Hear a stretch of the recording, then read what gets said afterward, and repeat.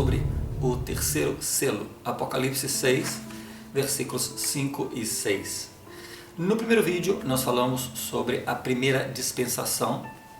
A dispensação, eu já expliquei nos vídeos anteriores, se refere a um período de 1000 anos da Terra. Então esse período nós chamamos de dispensação.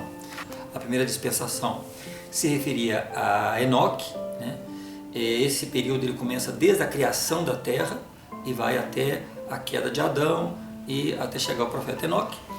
Depois nós tivemos aí o segundo selo, que seria o cavalo vermelho, e aí esse cavalo, esse é o cavaleiro, representava a guerra, né? um período em que houve muitas guerras na Terra, e ele é simbolizado inclusive pelo próprio Lúcifer, né? É o cavaleiro da guerra, né? O cavalo vermelho. Hoje nós vamos falar sobre o cavalo preto.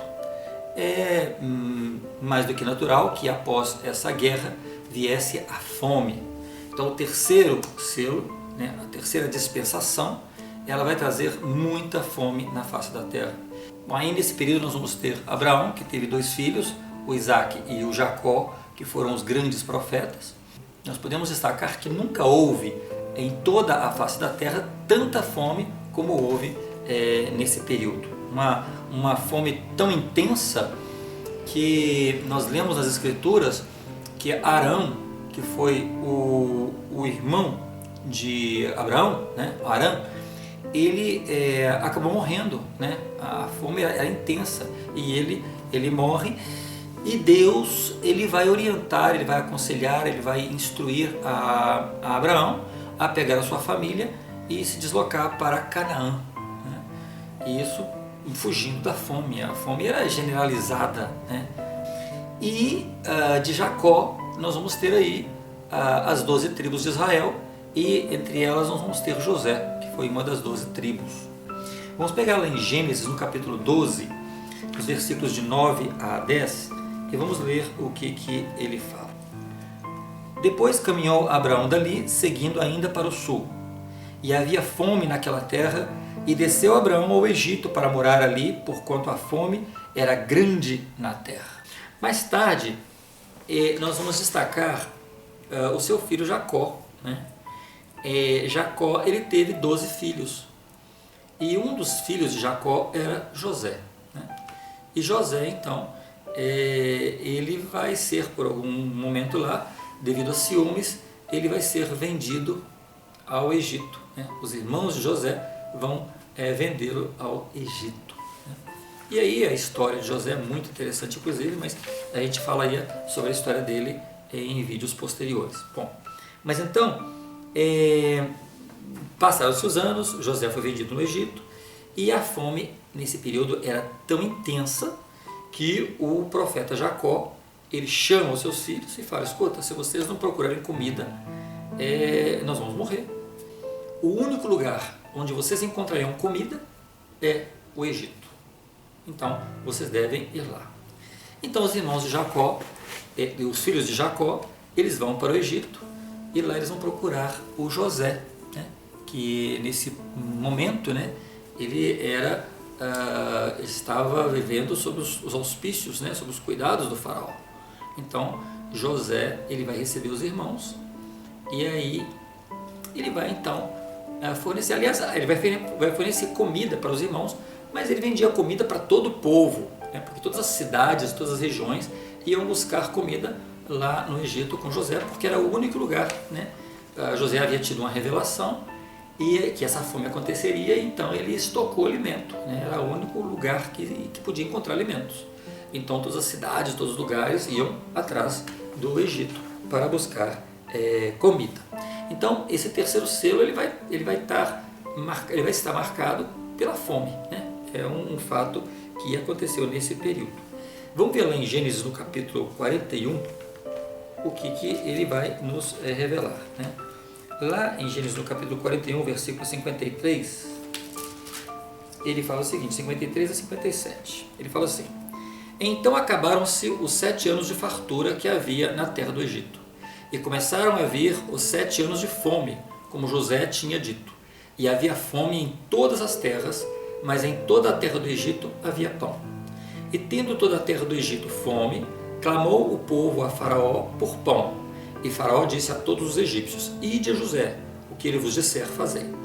Havendo, pois, fome sobre toda a terra, abriu José tudo o que havia mantimento e vendeu aos egípcios, porque a fome prevaleceu na terra do Egito. E todas as terras iam ao Egito para comprar de José, porquanto a fome prevaleceu em todas as terras. Então, é o que eu falei, as pessoas iam ao Egito comprar comida, né? Bom, é dito também que aquele cavaleiro do cavalo preto, ele tinha uma balança na mão. O que representa essa balança? É um simbolismo, né? A balança, ela representava que, como havia muita escassez na terra, então tudo tinha que ser medido e pesado exato, né? Por quê? Porque havia falta, então o controle era mínimo, né? Tudo que você comprava, tudo que você negociava, era tudo com exatidão, porque não havia fartura, né? E depois temos ainda o dinheiro que ele faz referência, né? Lá no capítulo, no versículo 5 e 6, né, desse capítulo de Apocalipse, ele vai falar o seguinte, ele vai dizer assim: E havendo aberto o terceiro selo, ouvi dizer o terceiro animal: Vem e vê. E olhei, e eis um cavalo preto, e o que sobre ele estava sentado tinha uma balança na sua mão. E ouvi uma voz no meio dos 4 animais que dizia: Uma medida de trigo por 1 denário, e 3 medidas de cevada por 1 denário, e não danifiques o azeite e o vinho. Bom, o que é o denário? O denário seria o dinheiro romano, né? E esse dinheiro romano, ele dava exclusivamente, ele se referia a um dia, né? Uma jornada de trabalho, se referia a um dia de trabalho. Esse denário era uma moeda de prata, né? E o que você comprava com esse dinheiro? Você conseguia comprar o justo para sustentar uma pessoa. Então, não era um grande salário, nem valia muito, mas podia sustentar uma pessoa com esse denário, né? Com esse dinheiro romano. A cevada, ela não era suficiente para alimentar as pessoas, é um alimento, né, considerado fraco, né? Não era suficientemente forte para sustentar as pessoas.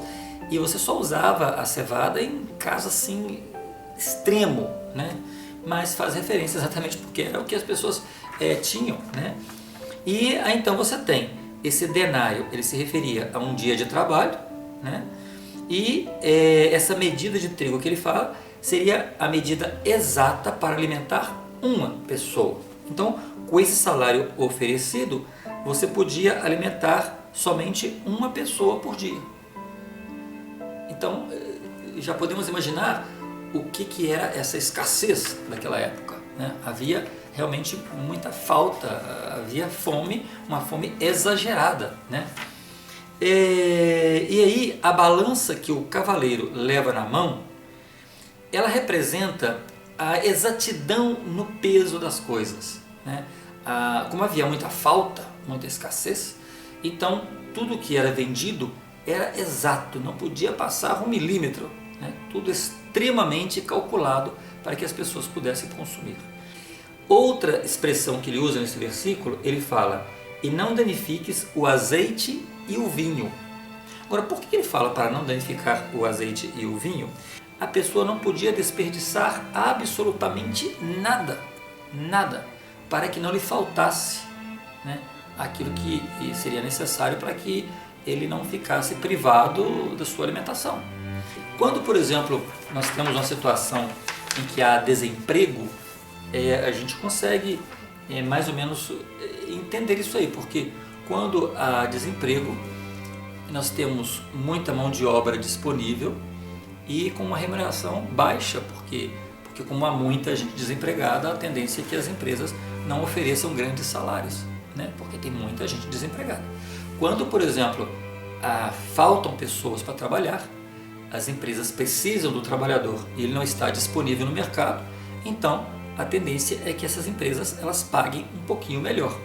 Mas quando nós temos um excesso de mão de obra, então as empresas elas não são muito favoráveis a ficar negociando altos salários, nem remunerando e nem pagando grandes benefícios, né? Então isso é uma realidade, né, no mundo capitalista em que nós vivemos. Pois naquela época era a mesma coisa, né? Naquela época, como havia muita fome e muita falta de tudo, e o salário era mínimo, né, era básico, porque com aquele salário você conseguia alimentar somente uma pessoa, né? E você tinha a possibilidade de comprar o justo. Então o capítulo, o versículo, né, referente ao cavalo preto, ele vai se referir a isso, né? E é isso, aqui nós ficamos então com essa conclusão desse terceiro selo, né, que é o cavalo preto. No próximo capítulo nós falaremos sobre o quarto selo. Por hoje